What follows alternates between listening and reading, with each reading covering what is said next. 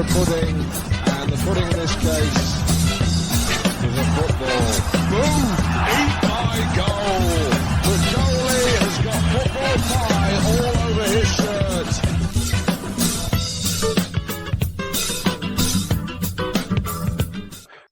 Welcome to this first episode of the Down the Pub podcast of the new year.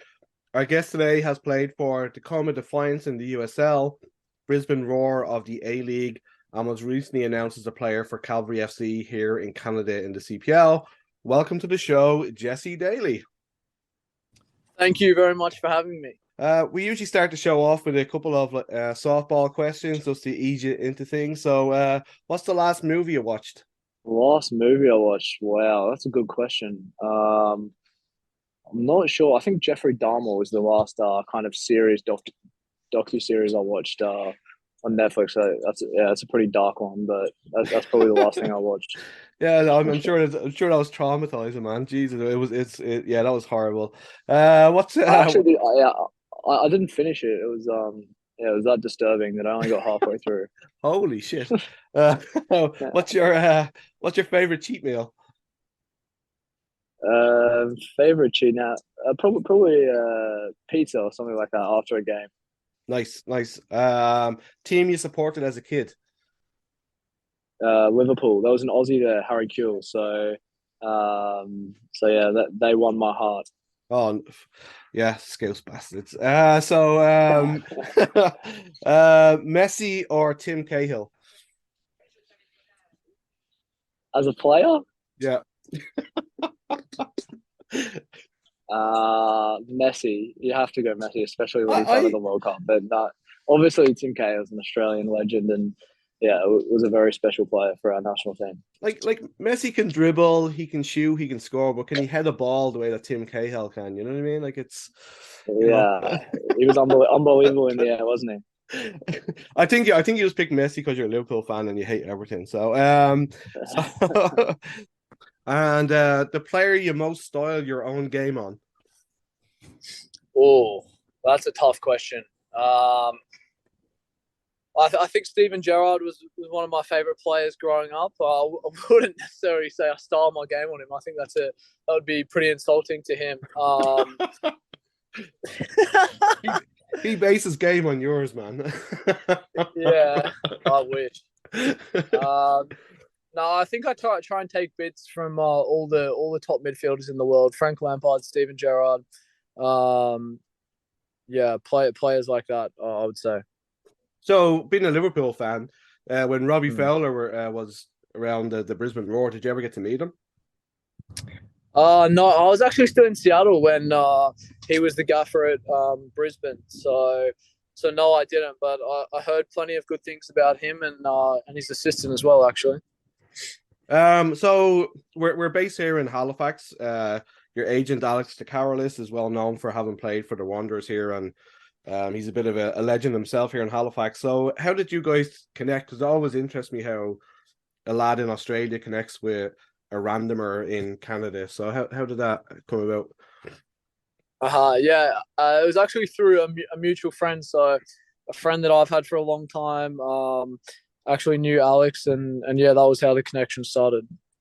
So, football's it's fascinating how football, there's so many players around the world, but it's those little connections that seem to really help in your career sometimes. Is it weird, like being on the inside and meeting all these like little key connections? Yeah, I think the older I get, the more I look back on things.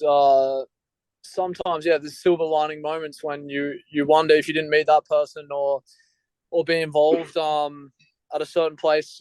At a certain time, then would you be where you are today? So yeah, I definitely find it pretty fascinating as well. So obviously you're moving from Brisbane to Calgary. So what was it about the project in Calgary that has excited you to want to make that move halfway across the world? Yeah, it's a good question, and I had a Zoom call with Topher first, who's the assistant GM at Cavalry, and then with Tommy the gaffer, and from my own research and the conversations I had with them, everything was kind of aligned with what I wanted at this point in my career, and they're hungry for success. I'm hungry for success. So I think it made a lot of sense for both parties. So Tommy said that when you announced that you will bring dynamism and personality to the midfield. So what can Cavs fans expect from you as a player, and what has Tommy kind of said to you, like, of where he sees you fitting into the system that he wants to project next year? Yeah, well, first of all, I think Cavs fans can expect someone that will give their all and bring a lot of energy to the team. And I don't mind putting my foot where it hurts. But I love to run forward. I love to run backwards and contribute any way that I can. Look, talks have been pretty brief. I think, as is the case in football, you've got to go and earn the right, and you've got to go and prove that you're good enough to play and to contribute to the team. So I think, there's been no promises made from Tommy, that's for sure. But yeah, it'll be a case of getting on the ground and putting my best foot forward. So have you had a chance to review any games from last season or anything like that to kind of get yourself up to speed with how the game looks here? Yeah, I downloaded One Soccer actually, so I've watched close to all the games from last season. Actually, I'm a bit of a football nerd, so I've spent some of my time doing that. And yeah, having a look at how the team plays and the league in general. I think it's a growing league, and I think the quality is quite high. And anyone that doesn't obviously know about the CPL or watch much of the CPL, I think it'd be wrong to write it off as not a good quality league, because I think there's lots of good individual players and teams as well. And you've also talked about wanting to play in front of the Cavs fans because they get kind of rowdy there. So, what did you make of what you saw on One Soccer of the atmosphere at Atco Field? Yeah, look, it looks amazing, and Spruce Meadows, looks like a really unique place to play football. And yeah, obviously the fans play their part in creating a really good atmosphere. So yeah, I can't wait. So you're coming from Brisbane. You're from there. Your local team. You've got to play for. So why this time in your life to make that change, like away from obviously family, friends, and all that kind of stuff in Australia? Yeah, I just felt like I was at a time in my career where I needed a change, and I think that happens sometimes due to circumstances at the place that you are, and it's a really exciting chapter for me to open now, moving to Canada, and hopefully I can make a big difference. So do you think that your family will get a chance to fly to Calgary and check out a game? Yeah, I've been onto them already, so I think maybe in the middle of the year they'll try and come over and watch. You should try and get them to come to a game in Halifax and see the atmosphere here, which is pretty cool too. So, so like you're North America. This isn't your first North American adventure. You've played in the USL for Tacoma Defiance. So, how did that opportunity arise for yourself, and what was it like leaving home at such a young age to travel once again across the world?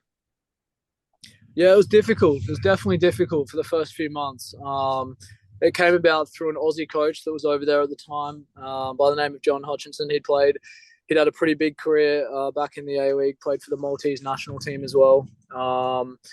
But he was over there as the second team coach, and then he moved up to be the first team assistant. So it came through him. He was looking for a midfielder, and I came onto his radar. And then it was an incredible experience. And as I told you earlier, I have so many fond memories and still have a lot of close connections in Seattle. So yeah, I don't have a bad word to say about the place. And we were kind of chatting earlier about the style of football that is in North America compared to what it was in Australia. So what are some of the bigger differences? And do you feel more easily it's going to be easier for you to adapt this time around? Yeah, well, hopefully. I think I've played at different levels as well. I think the USL is the second professional division in America. So obviously you've got the MLS above that, and then I came home and played in the A-League, which is the top division in Australia. And you had quite a few players that went to the World Cup and from that league. So I think, yeah, I've played at different levels and experienced different ways of playing. Be able to adapt to different environments, different formations, different climates. So I think it will hold me in good stead. I'm a little bit older and a little bit more experienced this time, but time will tell. I like that. So we were kind of chatting earlier on, obviously, like with the vast journeys that you will have to make as a player in Canada, and obviously you experience the same thing when you're in the States. So how does your travel day look, and also the day before and day after, in terms of preparing yourself for that kind of long journey? Yeah, I think I gave you three things before: hydration, nutrition, and recovery. Really, I think they're the most important things, especially when you're going long distances and playing high level football. So, yeah, I would say probably those three things are key to looking after yourself and getting the most out of your performance. So, having talked to quite a few CPL players, like one of the biggest things that players seem kind of harder for them to adapt to is that with the amount of travel, you don't always get as much time on the training ground as you'd want, because once you're traveling halfway across Canada, and like you've got your travel day, rest time, so you only get one or two maybe sessions for actual like physical training and squad development and stuff like that. So how do you cope with that then? Like, you know what I mean? Because obviously you're gonna like, do you have like a lot of individual training things that you'll do yourself at home? Yes and no. I think yeah, speaking from my own experience, I spent quite a lot of time at the club, whether it be training, watching video analysis, or using recovery tools. But I think the preseason's quite long in Canada as well, so there's no excuses not to get everything right on the training ground, because the games will come thick and fast. Well, hopefully that for preseason, they don't have you in Calgary, because it's quite cold there right now. It's like -20 something. So hopefully they've picked somewhere nice and sunny for you to go to. Yeah. So just kind of going back to your time in Australia, like how was it like playing? Not everybody gets to do it, where you get to play in front of your home crowd and stuff like that. So how was it moving back? How difficult was it, first of all, to move from the States back to Australia? And what was it like playing those first few games in front of the crowd in Brisbane? Yeah, it was a weird time in my life because it was in 2020 and COVID had obviously hit, which affected everyone in the world. But yeah, it was an incredible experience and something that, yeah, no one can ever take away from me, playing professional football for the club that I grew up supporting in front of my family and friends. But as I said, looking forward and onwards and upwards to the new challenge in Calgary. So, with Brisbane, you played alongside Charlie Austin for like a little bit last year, and the Irish legend that he is, Jay O'Shea, has been there for a little while too. So, like, as a kind of younger player, like coming back into Brisbane and stuff like that, like, what sort of things do you like to pick up from these guys, like, that will help you develop your own game? Yeah, well, actually, they're both awesome guys. First of all, and obviously had very good careers. Yeah, Charlie's obviously a big personality and someone that was only at Brisbane for a short time but made a pretty big impact. But yeah, Jay O'Shea actually, same position as me, and has obviously had a very good career in England and now in Australia. He had a big impact on me, and I learned quite a lot off him. And yeah, a really top professional and someone that yeah, lives and breathes football, and yeah, I could take a lot from. So, like, when you're training with these guys, you've obviously played with some amazing pros as well at your time in Seattle. But like, those guys, like, are they talking to you constantly, or are you just watching them and learning? Like will they, like Jay O'Shea or whoever, like, will they say to you like, you shouldn't be moving here, you should be moving here, or is it like you're just sitting back a little bit and watching how they position themselves on the pitch? No, I think it's a bit of both. To be fair, I think yeah, first of all, you've got to earn the right with players that of that caliber and show that you can play. And then over time, you build relationships, and obviously they point you in the right direction and help you when you play next to them, and yeah, have plenty kind of advice. But there is a lot of watching as well, watching how they prepare for training, watching how they prepare for games. There is a lot of that. So, you're coming from a league that's kind of in its infancy as well. It's not even 20 years old at this stage. I'm coming into a new league as well. So what changes have you seen in the time you've been around Australian football in the past like eight years or so, that you've kind of been on the fringes of being professional in Australia? Yeah, I think yeah, it's a growing league. It still has its teething issues 20 years on, and I think it will probably for a bit longer. But no, it's a growing league, and there's plenty of A-League players that either are in the national team, or plenty of national team players, sorry, that have come through the A-League and now playing abroad. So I think it's a strong league, and I think it will only get stronger. So, looking at like Canada, obviously the league's only like 4 or 5 years old. So what do you think should be the first kind of things they do to try and get up to that next level?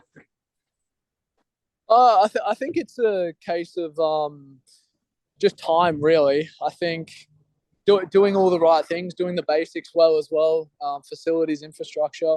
I know things are quite impressive over there already, but yeah, I think it's doing the basics right and letting the game grow organically, and not trying to force anything, not doing anything rash.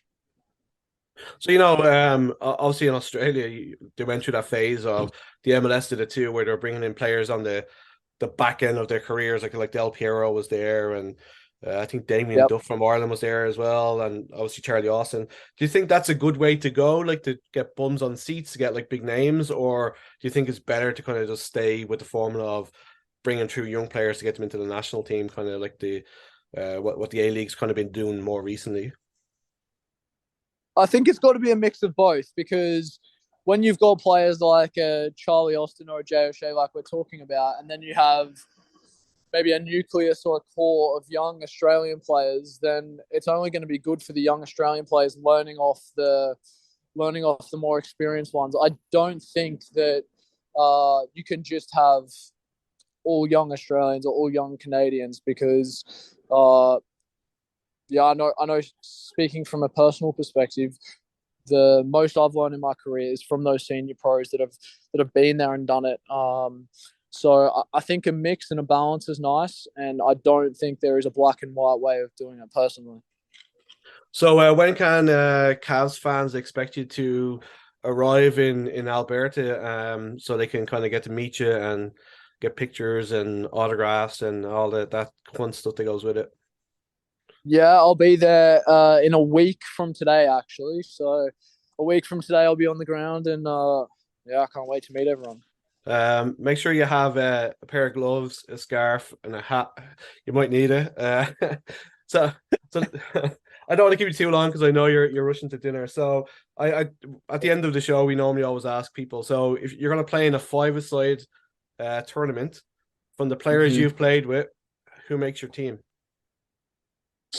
Wow, what a question that is. Okay, up top, I've got to go Charlie Austin. I'll go top to back. So up front, I'll go Charlie Austin. He's got know-how, always good for a goal. He's a cheeky bastard as well. He's a cheeky bastard as well.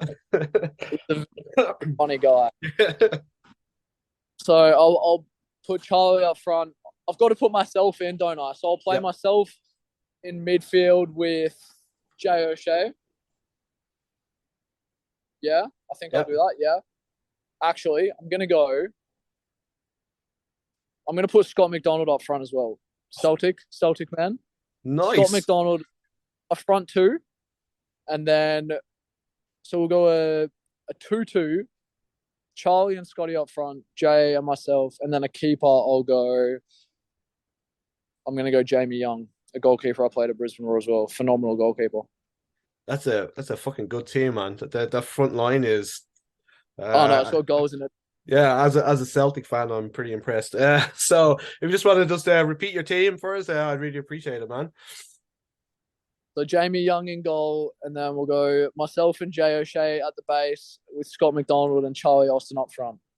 It's one of the better teams we've had, buddy. I'm super impressed. So yeah, man, I'm so happy that you took the time out to just have a chin wag about your move. Hopefully that your career here in Canada is going to get going from the get go, and really excited. Hopefully we get to see you here in Halifax.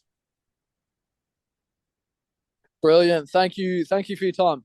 No worries, buddy. Talk to you soon.